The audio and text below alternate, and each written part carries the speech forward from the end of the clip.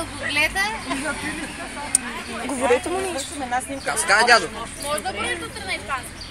Давай брой на Чакай, не. Степчо, остави го, Степчо.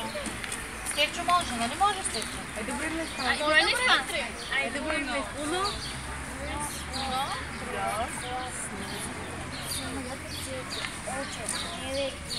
Браво! Айде, Артай, ти можеш. Защо бе? Само не, ще те научат какичките. Айде да удариш с тях. Айде пак. Айде пак да броим. Айде пак. По-силно. Ти не бройде. 1, 2, 3, 4, 5, 6, 7, 8, 9, 10. Браво! А вие показахте ли на Стефан и на Арда какво сте направили? Ето това са направили какашките. Снимай го и отсам, за да се вижда. Да, Ще дали да направим снимка. това какво е? Делфинариум, зоо.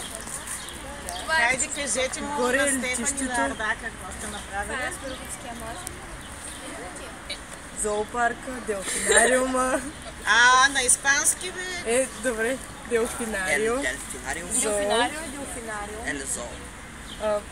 Аерпуерто е летището.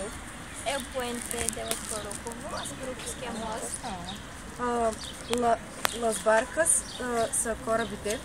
След като го хванеш Си на клипа си. на страни, за да може да се видят децата, че го гледат. Това е нашето училище. Как ще го кажеш на испански?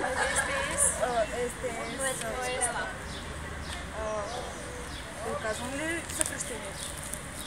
Казва. Варна, комерциал, институто.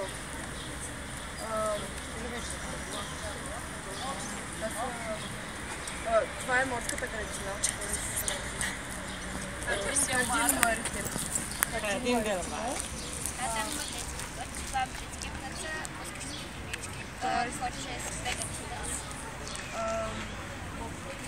Има много дървета също.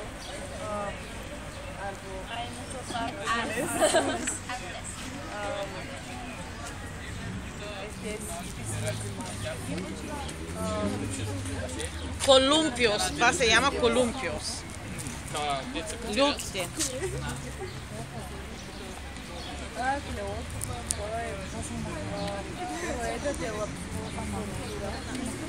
Тоест, вие с лелота може да почти.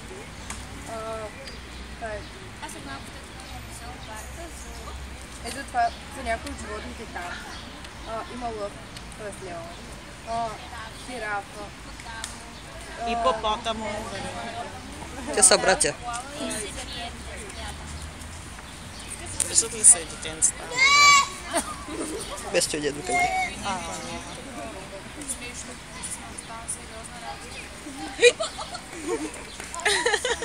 Степчо, какво стана? Щеше да прави.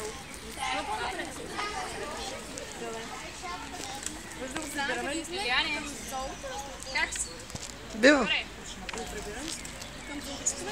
Идете да го покажете и на другите деца. Хайде. Ние сме до музея, след това ще отидем с автобуса, доколкото разбрах, ще отидем до зоопарка. Ами да отидем ние да чакаме на зоопарка тогава. Ама сега да сме